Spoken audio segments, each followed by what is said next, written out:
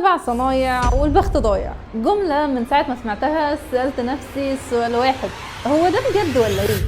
اول ما بدأت اشوف انا عايزة اكون ايه في حياتي لما اكبر كان قدامي حاجات كتير، وبجد الخيارات ما بتخلصش، ولان مفيش كتالوج في حياتك يقولك المفروض تعمل ايه، فقررت اني اجرب كل حاجة.